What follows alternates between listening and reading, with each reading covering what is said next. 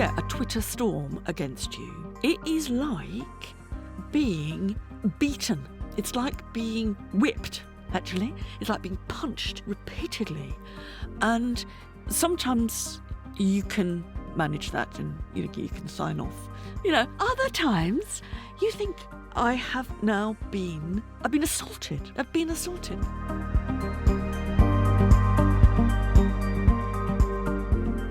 Hello and welcome to Confessions. My name's Giles Fraser and this is the podcast where I sit down with an interesting and well-known person and try and get to the bottom of what they're all about and what makes them tick. And I'm here today with the lovely national treasure and classicist Dame Mary Beard. Mary, welcome.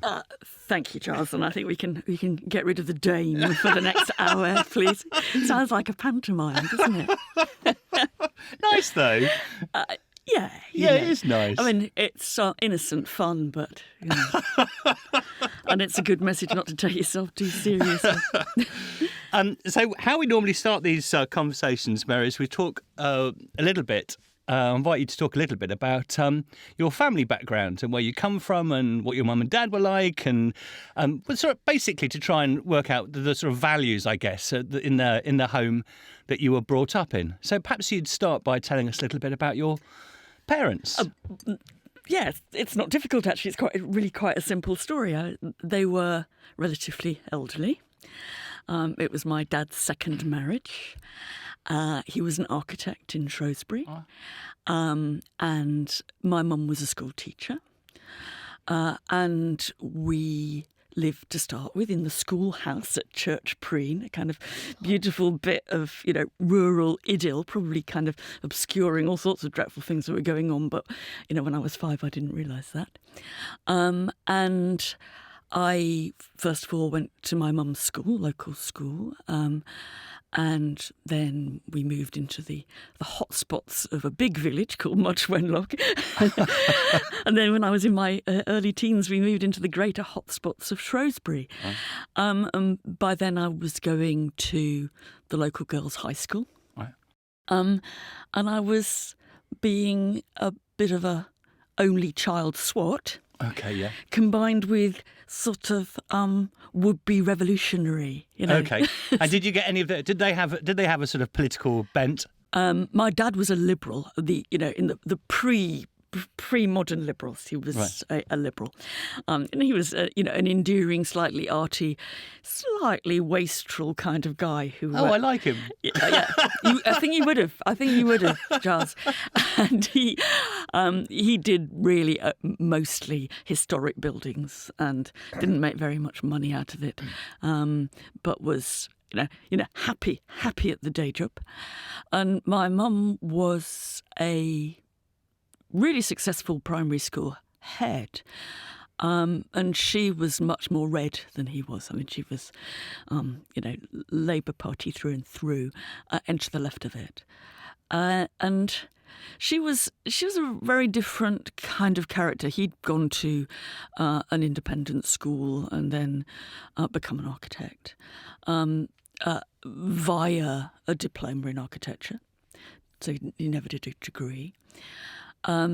She had really, really wanted to go to university, but she came from a big family in the countryside of Herefordshire.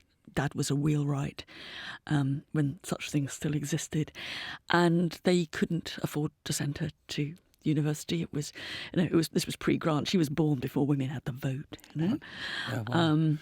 And they said they could afford 2 years to send her to do something, but not 3 for university. So she went to teacher training college because that was only 2 years. And I think all the rest of her life, she somehow felt, that she'd been a bit cheated. Shortchanged. Yes, just a little. And she had been, she was right. And did other members of her family go to, other brothers and sisters go to university? No, none of them did. Her brother was an auctioneer, right? And of animals, not of works of art. So you're the first person in your family to go to university? To get a degree, yeah. I mean, my dad did his diploma at Liverpool University, but and she was I mean, looking back, I can see partly that she must have been so pleased that I could do what she hadn't. Must have been. Must have been. I mean, and it was, it was the era of grants. You could, you went to university under completely different conditions from what you do now. But I think also what I didn't realise at the time was that she never made me feel somehow that she was living through me. I never I never got that feeling, So, in retrospect, was she though? She was very pleased. Yes. And I think to some extent, she was, as I said, she was a good left-wing Labour Party member, and she kind of did have a very 1950s, 1960s view of social and political progress. And, in one way, I was an example of that, that I could do that. And it was something that she was pleased about, not something that she was, concealing her envy. And, one of the things, if she's long dead, but, one of the things I never asked her about and kind of regret not asking her about is her relationship to my opportunities. Yes. Yeah. I certainly never felt weighed down by it. And it sounds a very happy childhood. Well, it sort of was, a lot of, it was a lot of small market town life, which was, a lot of time spent in the pub, I have to say. And, in the end they divorced. So there was, it wasn't, idyllic in the way. They didn't divorce till I went to university. But I think by the time I'd gone, then somehow the eyeball-to-eyeball nature of their marriage became unsustainable without somebody else in the house. You were a bit of the glue that kept them together. I assume that now. I never asked. And I was, I suppose that, you'd say that I was a very typical product of, I have a half-brother who was my father's son by his first marriage, but effectively I was an only child of relatively elderly parents.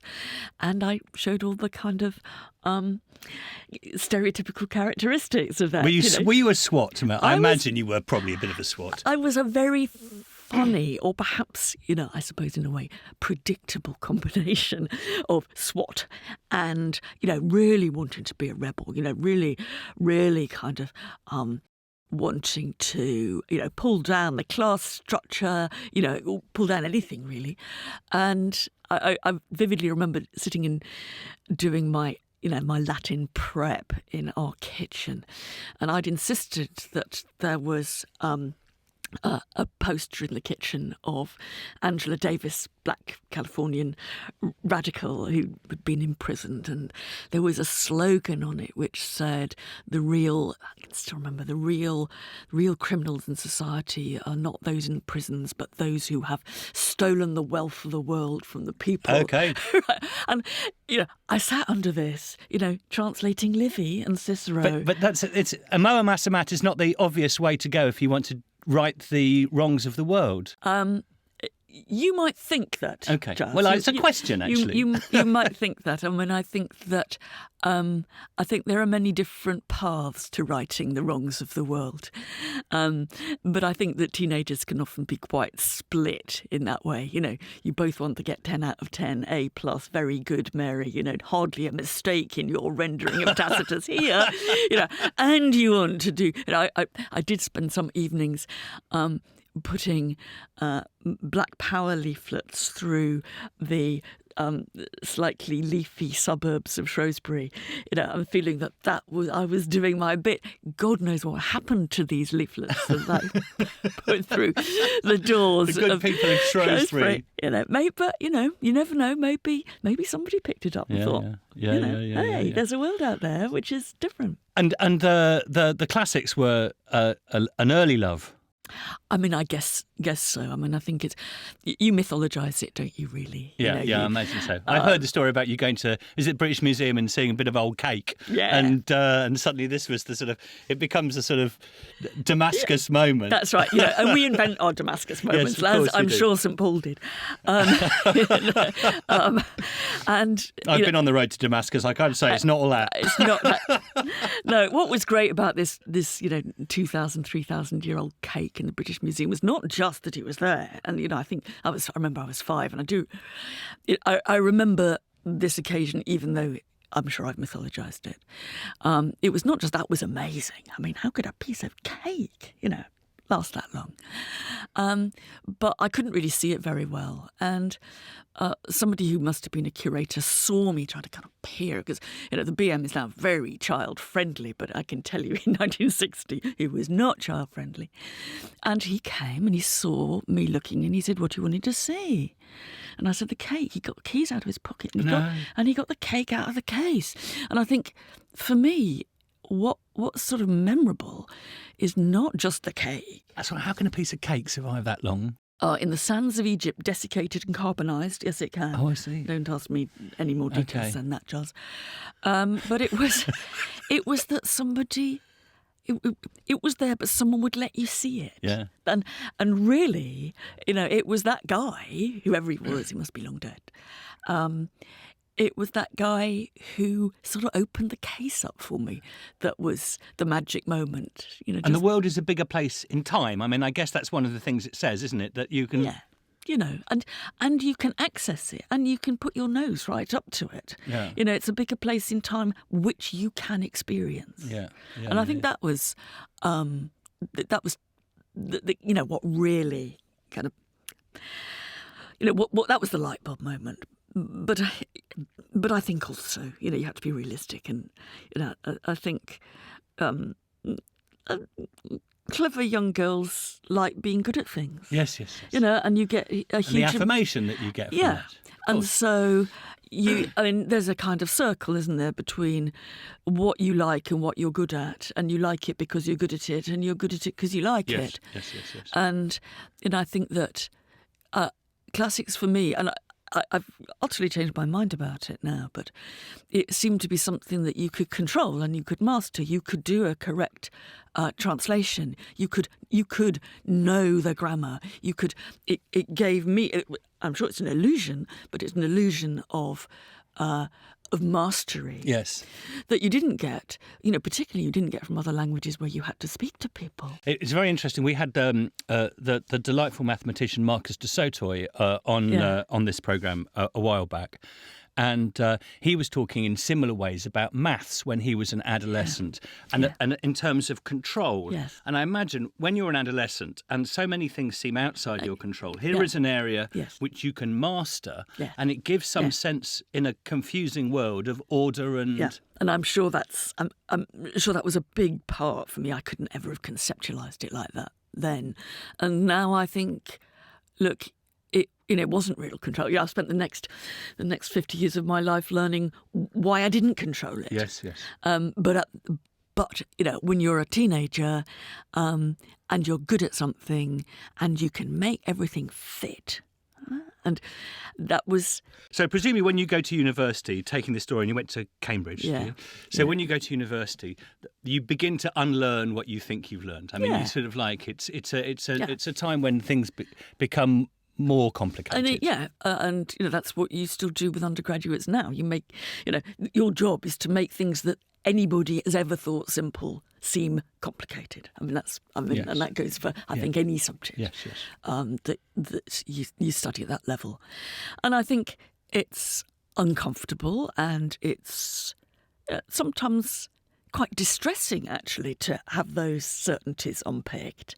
And so, I mean, I remember that, after spending years and years learning the grammar rules and then, the list of exceptions to the rule, what I learned at university was that the rules weren't quite right.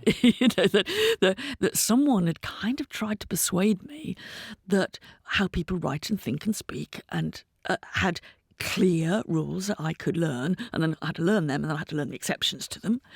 Whereas actually discovering that these were sort of ex post facto rules that had been imposed by a load of 19th century Brits and Germans, largely, not entirely, and that what was going on, particularly in Latin, which was always much more rule-bound than Greek, was much messier, much more improvised. What people spoke wasn't like that. I suppose I'd imagine that people spoke like the texts of Cicero that I read. And it was both exciting but also slightly scary to discover this subject that had been so very much in your control wasn't. One of the things, just to flip forward, now you raise, the idea that part of your job is to make people feel uncomfortable at university. There's a lot of discussion at the moment, isn't there, about students wanting to feel more comfortable, not necessarily about the rules of grammar, but more generally the idea that university should be a safe space. Now, on the one extreme, that's got to be right in terms of, as it were, child protection or teenage protection or whatever it is, but it bleeds into a certain sort of like anxiety that people have about not enough ideas. That the university has now become a place where less ideas are allowed. Well, to start with, I think that the great British public have got fantastically over-exercised by trigger warnings. For some reason, that phrase and that sense of, undergraduates won't study this has kind of taken root way beyond what I've ever seen in practice. Now, I come from one university and in one subject, but my experience is not that. And I suppose I reckon that part of my job is to unsettle people intellectually, to make them think it's more difficult, to make them, wonder about what they thought they felt certain about, and not but just in grammar. But you don't get pushback about sort of safe space for that sort of stuff. I'm sure there is some of that, but it's not the way that I conceive it. I mean, I think, look, if you want to make people try to think differently about whether it's their own world or the world of the Greeks and Romans, you do have to make them feel uncertain and uncomfortable. Yeah. But you don't want to do that needlessly. No. I mean, if what you do is just shock them and don't kind of give them some kind of plan about what you're going to be talking about, then the teaching experience is not going to be as productive as if you respect the anxieties that they have. And it's terribly old-fashioned to say that it's common sense, because we've long been taught that common sense is itself loaded. Yes, and of course it is. But if you want to, well, look, just to kind of think about it in your terms, if I'm teaching a load of students about Christian persecution, I would be very foolish if I wanted them to follow me and come along with me and rethink some of the things if I didn't recognise that some of them were Christians. I mean, it would be a dumb way of approaching a teaching scenario. And for me... Are you saying all that stuff about the Christians and lions and so forth is rubbish? Is that what you're telling me? I think rubbish would be putting it a bit strongly. But I think you do want to help people understand why we have got so entranced by Christians and lions that we see in loads of movies. And you also want to help people see, at least from my point of view, why the early church invested in that kind of violence. Sort of martyrdom. Yeah, well, and you get people to read some, acts of the early Christian martyrs, and it is as close to pornographic violence as you can. That's definitely true. Yeah. People are having their breasts eaten. They're being gutted. They're being tortured with the full panoply of lurid description of that. Now, my job is not to, put them off Christianity or, whatever. That's their business. But my job is to make them think about that very strange and rather uncomfortable set of Christian writings and to wonder what it is that drives it. Now, one of the things that it seems absolutely right that you're quite hot on is the idea that when you do history, it's not just uncovering stuff that happened a while ago, but it is actually us in conversation with the past, and we come with a whole load of very different questions and priorities. Migration, terrorism, all these sorts of things. So when you look back on that, you can't help but have a different sort of conversation with the past. That is one of your things, isn't it? That's why we still go on studying the Greeks and Romans, and we're not just kind of reinventing the wheel all the time. We are having a different sort of conversation with them because we bring different things to the table. I mean, when I was an undergraduate, we didn't study women. No. And that's a very simple one, but it was only when I was a young lecturer that people started to do courses that really included women. And it was the context of feminism in the 60s and 70s that changed that. And it changed the way we saw the world of the ancient Greeks. Because no one really asked the question about what women were doing. No, they just, because they weren't seen. And, it was an eye-opener for lots of us to think, right, OK, it's not just that, as we would happily say, women didn't have the vote and women were, etc., a load of exclusions. We started to think, so what is it about these texts that we're reading that is implicated in that society and that culture? Why doesn't more of the Greek poetess Sappho survive? It's not, and so we were asking new questions, but I think that the kind of image of a conversation is kind of important here, because we bring our new questions to antiquity, and antiquity becomes different, and we make it different. Yeah. But at the same time, seeing us, turning the telescope round, you find that you're looking at yourself too, and studying, any period of history. I mean, I'm obviously most familiar with the ancient world. Studying us through their eyes, in a sense, is another part of that equation, and I think it's very, very clear in some cases of sort of the way that moral certainty can get unseated by looking at these brutish Romans. I remember once they were a bunch of bastards, weren't they? We're all bunches of bastards, Charles. Okay. We have different ways of being bastards. Okay. But I remember very vividly some kind of encounters that you have. We were making a television programme partly about slavery, and we went to see some really, truly appalling slave quarters in Hadrian's palace outside Rome, at Tivoli, big imperial palace. And you first of all wanted to say, well, we don't have slavery now. It's not true. And then you think, hang on a minute there. What we're seeing here is actually a reminder to us that we do have people who still live in this kind of condition, and that we may eschew the word slave, but they're still effectively non-free. And, it's terribly easy to approach the ancient world and kind of think that we're better than it. And in all kinds of ways we are. And, never ask me to go back to ancient Rome unless I've got a day return ticket, for heaven's sake. It would be truly awful.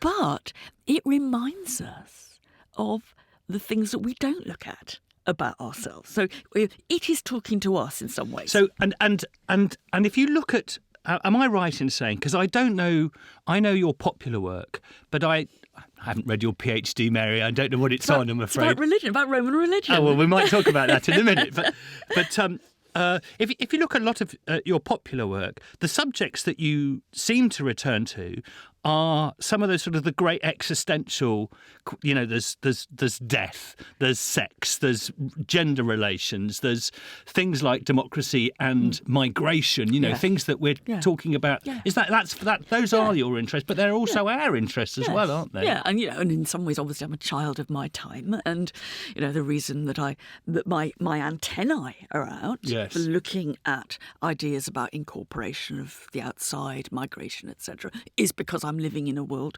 in which we are very sensitized to those kind of debates. But it's also, I think that you feel, in effectively what is a safe space. The ancient Romans don't exist any longer. We can talk about them however we want. None of us, in most cases, are directly implicated in that. I think that you find that they're reminding you of some of the things that are so odd about your own moral certainties or political debates, and there is, I think that's quite different from saying we can learn from them. The Romans would not have understood any kind of concept of illegal migration. That they, broadly speaking, lived in a society that politically incorporated the outsiders rather than. I saw a lecture that you gave, and you were talking about a tomb that was, and some inscriptions on a tomb that was found up in the north of England, I think it was. Yeah, and the South chap Shields. Was from Palmyra, yes, in what's now Syria. And he seemed to be married to some woman called Queenie or something, an Essex girl, a good Essex girl, who may or may not have been his slave. Yes. Yeah. And then underneath there's an inscription in Aramaic. Yes. And you just think, in terms of, as it were, multiculturalism, it's an extraordinary. Yes. It's an extraordinary read, isn't it? Yes. And you think, also you kind of then have to run with it, because you think, I wonder whether they look normal. I wonder whether people said, "Oh, there's that Palmyrian who's married to an Essex girl, dark-skinned, presumably, darker than most of the denizens of you'd have thought so, Northumberland or wherever it was called." Although the Roman army was probably pretty mixed, and you think, so how do we convince people? Because I think there is, I've got a bit of a mission here, that this country was not all white until 1950s. Yes. And when you try to say, look, Roman Britain was an ethnically and culturally mixed community. There were people putting Aramaic on their tombstones in South Shields. Sorry, that is no offence to people of South Shields, but I don't think you find much Aramaic. But they don't speak too much Aramaic in Syria anymore.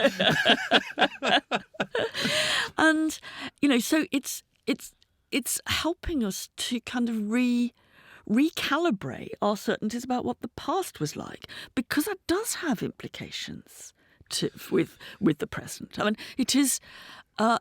Extremely unsettling to a lot of people, as I know because they tell me on Twitter, to think that there would be people of colour in Roman Britain, there would be people from all over the empire, that even high-ranking Roman officials in Britain might not have looked like the Romans that we see, looking just like us, looking just like us, and by us I mean, of course, white us, in our conventional traditional history books. I really hesitate to raise this subject because I know you're going to sort of press. You're probably going to press all my buttons on this one.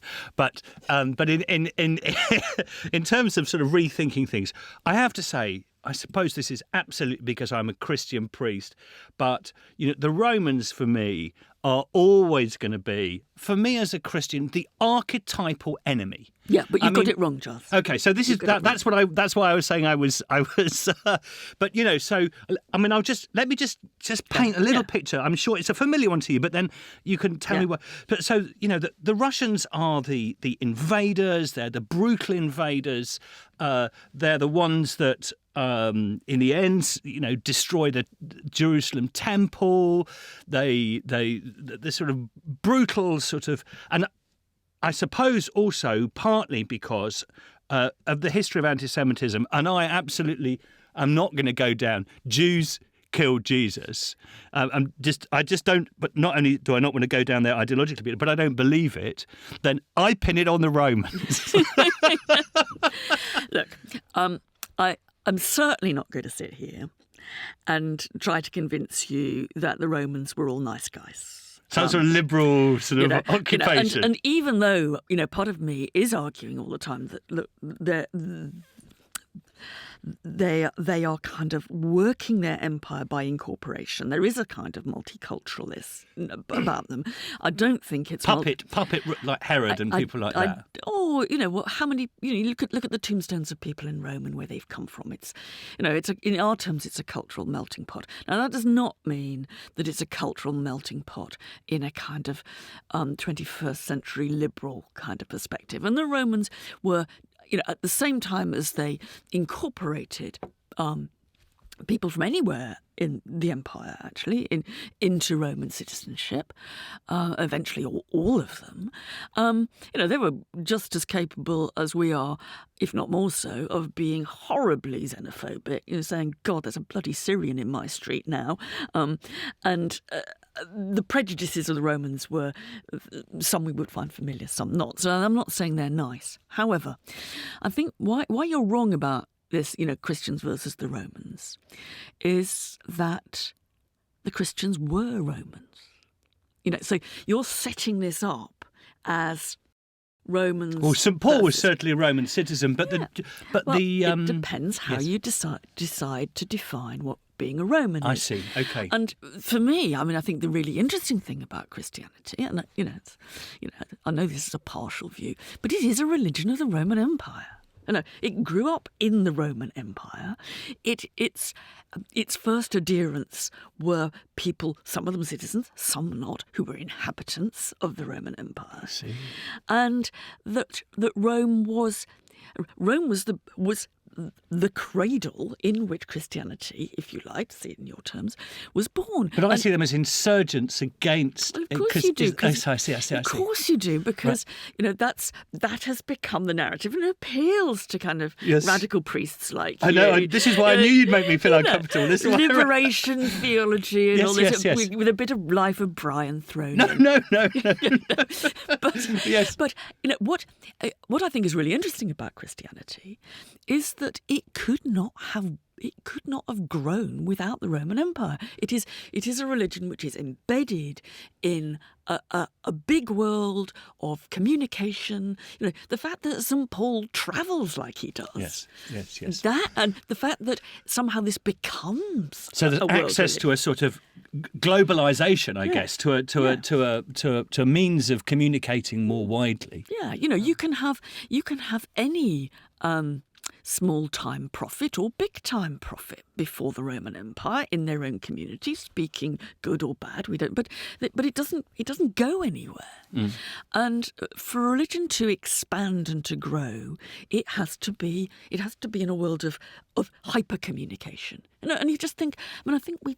You look at St. Paul's letters, for example, and they seem to us, obvious, St. Paul's letters, the Corinthians, and actually it required a postal service of some sort, or it required at the very least roads along which people could travel, as it were, to communicate. So I'm going to say something that's going to get me in a lot of trouble now, but just to finally nail it. Just show the extent of my, and this is deep Protestant prejudice, but I have found myself saying, not only the Romans killed Jesus, but they end up nicking his religion too.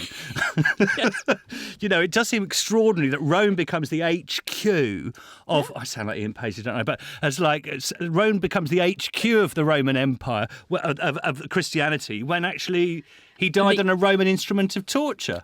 The cheap answer to that would say that the Romans are very good at backing the winning side. I see. Yeah. The more complicated answer to that, and a way which really transcends, all the kind of practical, infrastructural side, which I think is very important in the growth of Christianity, is that for some reason that is a mystery to us. There were big cultural, social, intellectual changes going on throughout the Roman Empire at that time, or throughout, let's be honest, throughout the intellectuals of the Roman Empire, because, if you think of most peasants in Britain, they, Roman Empire didn't mean very much apart from a new person to pay taxes to. So when we talk about this, we're always looking a bit high, actually. But so the kind of things that were clearly kind of revolutionary and attractive about Christianity are found in all kinds of other bits of, quotes, pagan thought and thinking at the time about the nature of the body, about about monotheism. Actually, and there's quite a lot of pagan monotheism, and in order to distinguish it from proper monotheism, we always call it henotheism, using the Greek word for one, right? But in a sense, what you're looking at with the growth of, to some extent, mystical holy men, you're looking at something which is wider than whatever Jesus started when he started it, and that is part of a bigger phenomenon, and that was an empire-wide phenomenon, mostly the eastern part of the empire, but not entirely, and it's been one of the big issues about what explains those kind of big cultural changes, because unless you go down the line, which I suppose you might do, saying, well, look, Christianity won because it was true, and that's a logical position to hold. I mean, it's not one that I hold, but it's not illogical. Then you have to say, why did it? What were the conditions under which it seemed to be true, and how do they relate to other phenomena?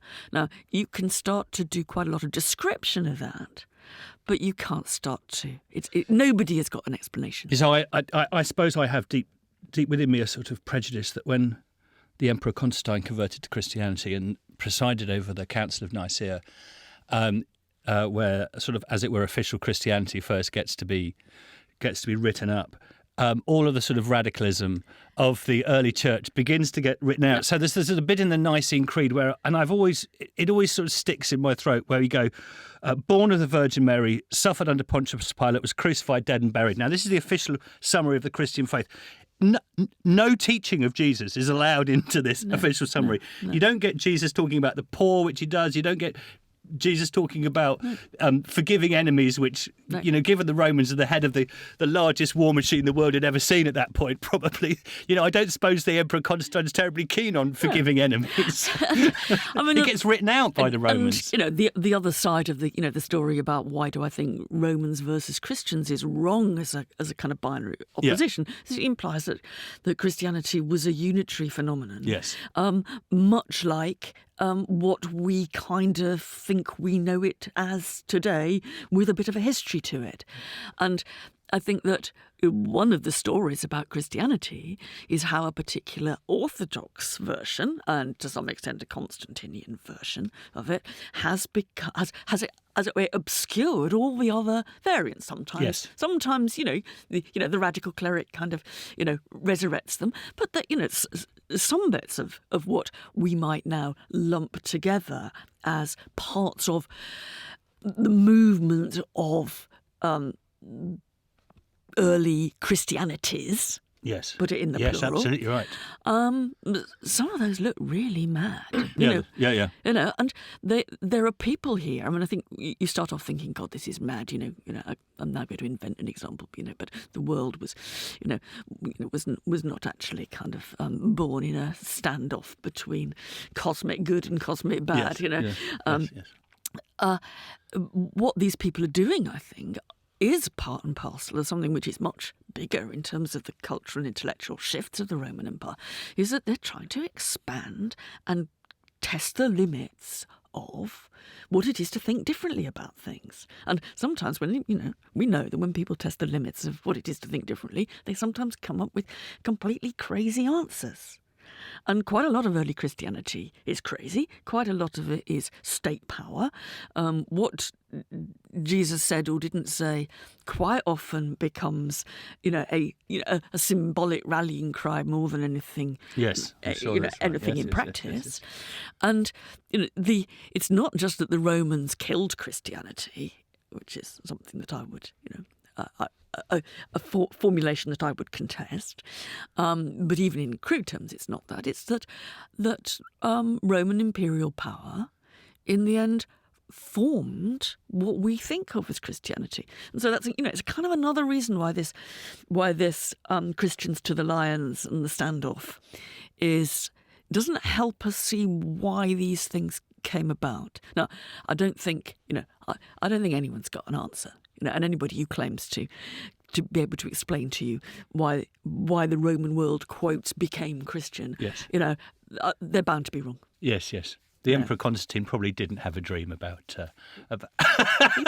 winning in battle. Although he gets unfairly criticised for one thing, because people do say, "Oh, look, he was only actually baptised on his deathbed. He was hedging his bets," a nasty old thing. Now, and the influence of women around him, of course, they were the ones that made him do it. But my understanding, you probably know better than me about this, is that it was not unusual in the early church to be baptised very late. I didn't know that, actually. Yeah, I didn't know that. That might be true. Constantine is not the only one, but it is always presented as, canny old bastard, which way am I going to leap? So let's leave religion, because we've talked a bit about that. So that's all my. But I mean, I suppose the other thing looking at the ancient world from the perspective of today. One of the things that, and I imagine you'll talk about this in your Gifford lectures coming up, but democracy is clearly, one of the things that we thought we understood, actually. I mean, maybe even before the last couple of years, we thought we knew how it works. And now we're perhaps a little bit more... I don't know, some of us might be confused, some of us might be circumspect. I don't know what it is about democracy. We might disagree more on this than on religion, actually. Yeah. I think that there is our lack of reflection about what a democracy is and how it works and how it empowers people is absolutely stunningly dreadful. Right. I remember when I was an undergraduate at Cambridge, another of these kind of light bulb moments in your life is that there was a great Greek historian called Moses Finley who revolutionised the study of ancient Greece and particularly worked on slavery. And he was part very much of the changing turn in classics towards, not looking only at the old white male generals. Yeah. I remember him saying, when he was talking about democracy, he said, there isn't a country in the world, and this was pre, the end of the Cold War, there's not a country in the world that doesn't claim to be democracy. The German Democratic Republic, Now, and that is because democracy has become a slogan for a system of which we approve.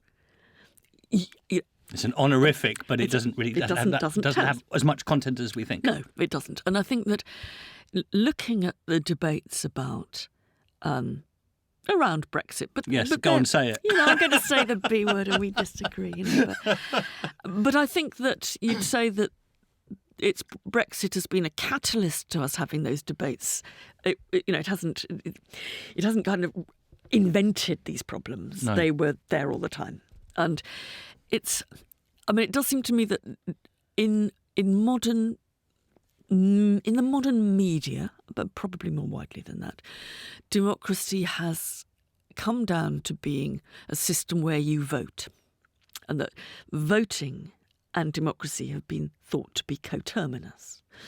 And you can see that, I think, when you see, slightly Western triumphalist accounts of how we have, brought democracy to Afghanistan. And what do you have? What picture accompanies that? It's a picture, usually of a woman in a burqa putting a ballot paper in a ballot box. And what it seems to me is that unless, voting is an important part of democracy. No one's going to suggest that it isn't. But unless we uncouple the idea of voting being the only thing that is democratic, we're not going to begin to think about it. And I think this is where, again, parts of the ancient world, can sensitise you that, one of the things that the ancient Athenians worried about, and they didn't have their radical democracy for all that long, and they talked about it a hell of a lot. And most of them talked about it not being hugely keen on it, You see that they are very much working with the idea that there are other aspects to this. What are those other aspects? Well, education and information. Oh, I see. Oh, I know what you're saying there. And I'm not saying You're calling me stupid, Mary. I think, but I have spent so much time on blasted Twitter saying neither side in this referendum. I know you're not. I was just making a joke. I know. But you get it all the time. None of us knew. Now, unless you have access to information, you cannot be a responsible democratic citizen. Now, there are all kinds of other things that you can do. There's a question about who controls the information, isn't there? There's a question about who controls the information, and that has always been the case. And there's also a question, and the Athenians were probably even more anxious about this, about the use of persuasion and rhetoric. And what do you do, and put it in comic playwright Aristophanes' terms, what do you do about someone who makes the worst argument seem the better one? Now, and for 5th century Greek intellectuals, Athenian intellectuals, it was the dangers of rhetoric that lay at the very heart of the problems of democracy. Now, I mean, I don't think they're giving us the answer. I'm always terribly suspicious when people who say, oh, look, let's go back to the 5th century and let's choose everybody by lot or something like this. Come on. 5th century Athens was had a citizen body which is about the size of a large students' union. And it's not, it's much easier to be a democracy with 30,000 voters, isn't it? But I think we have to think about thinking more widely about what enables a democratic community to use its democracy, I'm going to say responsibly, because they're not being, people didn't, in the last referendum, they weren't voting irresponsibly in their terms, and neither me nor you nor anybody else. But we were voting without information. And I think that has got somehow passed aside, and I think we valorise rhetoric. I mean, rhetoric it remains a problem, doesn't it? I mean, it absolutely remains a problem, and as it did. It wasn't just the Greeks, of course, the Romans and Cicero, the great orator. And we think about his great speech against Catiline, but of course, they rounded up. After the speech, didn't they round up Catiline's supporters and executed them without due trial? Yeah. So I mean, this rhetoric, even in the ancient world, is extremely dangerous. And the ancient thinkers were much more acute about seeing that as a problem than we are. I mean, I'm not sure. I don't think they smash down his house and build a goddess, a temple to the goddess of liberty, or something like that on the top of it? They did. Do you think that's what's going to happen with Aaron Banks's house, or I don't know who the Boris's house? I feel terribly conflicted here, as I've learnt to feel conflicted from reading all this ancient stuff. That persuasion is good. We want to live in a world in which we don't fight it out. We persuade each other, or we persuade each other, whether that's to compromise. The persuasion is good, and yet persuasion can mean that we're persuading someone to do using the techniques of rhetoric, which are both plausible but also dangerous, to make them take the wrong decision. Well, aren't you sort of instrumentalising rhetoric a little bit there? Because isn't it just that? What people are doing is not sort of, buying some, fake news type of the rule, how to do fake news. They're actually saying what they think. I mean, passionately, persuasively, but they are actually isn't there what you call rhetoric? Isn't it just sort of like? No, you're partly right. And I am instrumentalising it, and of course that's what the ancients do in having their handbooks on rhetoric. There's a long history of instrumentalising rhetoric, but you're also, I suspect, being slightly naive when you say they're just saying what they think. We can, we're not going to name them, but what do you learn? What is the fear that the ancients have about rhetoric, and what is also its skill, its amazing skill, is that you can take an argument and you can argue plausibly for it and you can argue plausibly against it. What do we do in debating clubs? What is the ideal of the debater? Yeah. It's that you give him or her a subject and you can argue for it or against it. And what you're privileging is somebody who can make a plausible Moral case maze is like that. on That I either side. do it all the time, yeah. And to some extent, an awful lot of British debate and decision-making is. And that's the fundamental conundrum. We're not going to solve Sounds quite this. public schooly, doesn't it? I mean, it does sound all those debating club type of thing, doing the classics and so forth. Is there presumably the majority of your students doing classics come from posh schools? Would that be right? Increasingly less so. Okay. And I think that, again, it would be obviously wrong to say that one of the great forces for democratising the British education system had been the study of Latin, and for many years. I'm not decrying it, but I mean there is a connection between rhetoric and public school and our politics. And you look at the Oxford and Cambridge Union societies, and then where's your next stop, Prime Minister? Well, sunshine, hang on, there's millions of other people in this country who might make very good prime ministers. The fact that you have learnt all this kind of stuff is neither here nor there.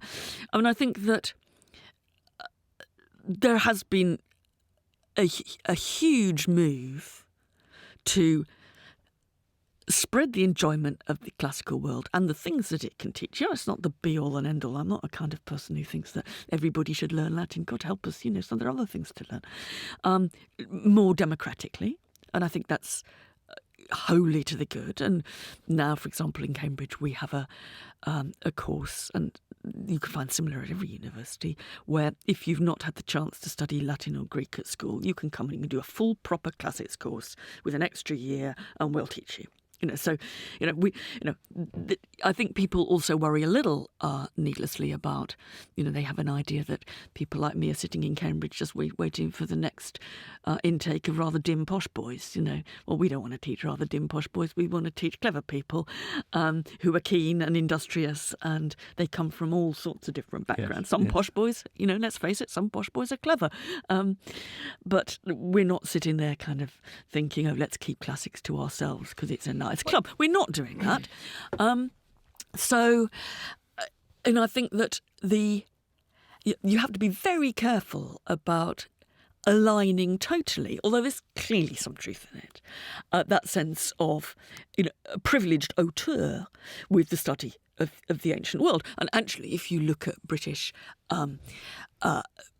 social and political reform over the last 200 or so years, the 1830s Great Reform Act, that was driven by people who had worked out a version of suffrage, okay, no women, but of widening suffrage on the basis of what was happening in what used to happen in 5th century classical Athens. So one of the Putney debates, and those sort of 17th century sort of radicals, they look to the Bible quite a lot as well. They do, yeah. And I think there's, and we could, I could sit here and I could tell you why, St. Paul was absolute, God, St.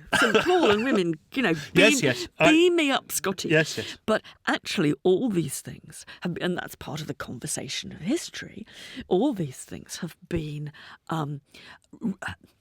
used, talked about, they've influenced the debate on radical causes as much as conservative causes. And that is true of the church as much as it's true. I'm sure that's true. And I think that, I get slightly fed up with some of my colleagues, not many, sometimes, when they say, oh, look, classics has just got a toxic history. It is, it has been a bastion. I wound you up a bit on this. It has been, sorry. Yes, good. No, you put the penny in the slot and out it comes. It's, of course classics, of course the church have been bastions of all kinds of things that which we deplore, white supremacy, racism, etc. But just don't forget, that the origins of what we would now call, the gay movement, they would not have called it then in the 19th century, was also, it was partly driven and legitimated and symbolised by a contact with the classical world. Subjects aren't, and religions aren't toxic by nature. They're only made toxic by people who choose to use them in that way. I can't help but when we think about sort of Cicero and rhetoric, I can't help just wondering what Cicero would have made of Twitter. And he'd have been horribly good at it. He would, wouldn't he? Oh, loathsomely good at it. Sanctimoniously. I mean, the good at sound bite, why are you trying our patience? What's that? Yeah. What's that Yes. famous how line? Long will you going to, how long, O Catiline, will you abuse our patience? That's it. It is brilliant, and it still occurs. Quousque tanem, O Catilina, still appears in demonstrations, in this country. I mean, the anti-Brexit demonstration. I mean, the People's Vote demonstration. You were right first time. The people.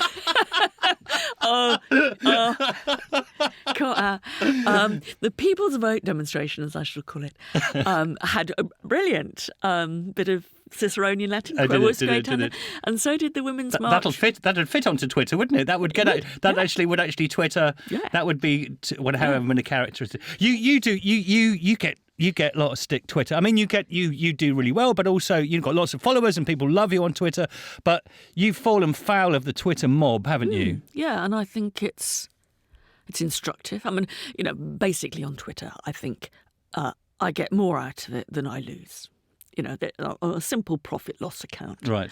That I learn things like I meet, kind of strangely, virtually meet people, on Twitter. I think that it does fit a bit with one's anxieties about kind of rhetoric and persuasion, and what the right role of persuasion is in, within contemporary culture. Nasty. It is nasty. It is posturing. It is full of outrage rather than... I mean, anyone who tries irony on Twitter, poor love, that's always a disaster. The sneeringness of it.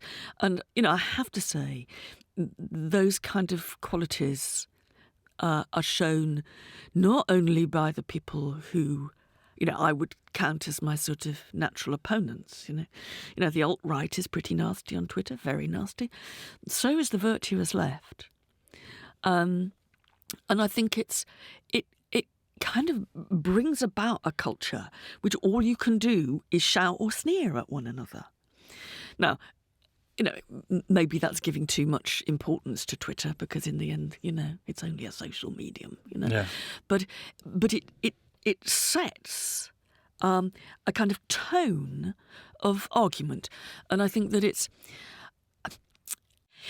I notice people boasting about how many people they've blocked on Twitter. Oh, yes. I've got a block list of several thousand people. And I think, are you proud of that? If you're going to be on social media, you don't have to pay any attention I to do them. block some people when they're just like us, just so... nasty, but I found that I had blocked some people, but obviously only by pressing the wrong button. I unblocked them. Can you imagine? You probably blocked one of your great friends or something like that. I've never talked to you again. But I think if there's something good about Twitter, it is that we talk to people that we don't usually talk to, and that's and I mean I think there's a disappointment that people feel in it because it was paraded as how we were going to, us ordinary people, we're going to be in communication with the people who run the country. Well, we know the Prime Minister doesn't actually write their own tweets. We know they don't read them. There's a wonderful bit on David Cameron's when he was Prime Minister saying, if you actually want to reply, please send a letter. I didn't know that. No. And you think, in a way, people were lured to think that this was hugely democratic. And, and you look at the kind of, in some ways justifiable anger of people who are shouting out and they've got 10 followers and no one's listening to them. And, this isn't, Twitter is a medium in which, by and large, there are some exceptions, where existing privilege is replicated. That's really interesting, isn't it? You know? And I think that's not to say, and I've got to count myself there, and it's You're not. very self-deprecating, aren't you? I think that's why people love you so much. I honestly do. I think it's like you genuinely are. You have that. I mean, it's not just a tick that you do it, but you have that gift for. And I think it's part of, and it's bravery as well. It's when you put yourself in a place and you are genuinely self-deprecating. And we both know what the argument against that is, that it is the privilege of the privileged to be self-deprecating. Yes. It's just like it's the privilege of the privileged always to be courteous on Twitter. And, yes. I find myself saying, oh, look, why don't you, if you stopped calling me those names, then maybe we could have a conversation about this. Yes. And yet, as I write that, I see that I'm using courtesy as a weapon, actually, against people who don't feel they've got any. They feel cross. No access to the same. No. On the other hand, when you sit there and you just get, if you look at it, and this happens to you sometimes, and I think you're better than I am at just saying I'm not going to look at this. Just. I don't know if that's true. Or perhaps you persuade me that you haven't, but you have really. And I think there is. When you get a Twitter storm against you, it is like being, beaten. It's like being whipped, actually. It's like being punched repeatedly. Yeah. And it, sometimes you can, manage that, and you can sign off, at least pretend to sign off with a jolly quip and saying, I'm off to the library. Yeah. Other times you think, this, I have now been. I've been assaulted. Yeah. I've been assaulted, and it's not so much about what any individual person says, because there's a limit to the kind of insult that you can do in 280 characters, but it's the fact that it's one coming and another, and you look after another minute and you've got another 12 people at least saying that you're a you X, just Y, name Z. it, Yeah. and it is utterly enervating. Well, Mary Beard, it may well be a privilege in the sort of in the sense that we've just talked about, that we sit down and we have these sorts of conversations. But it is also a privilege in the nice way. Thank you, Giles. I've sat down here and talked to you, and I've enjoyed it very much indeed. Mary Beard, thank you. Thank you. Me too. Thank you for listening to this episode of Confessions with me, Giles Fraser. If you're enjoying the podcast, please do rate and review it, and do subscribe wherever you get your podcasts. I'll be joined by another guest next week for another episode of Soul Bearing, and I do hope you'll tune in then. And do check out the website unheard.com.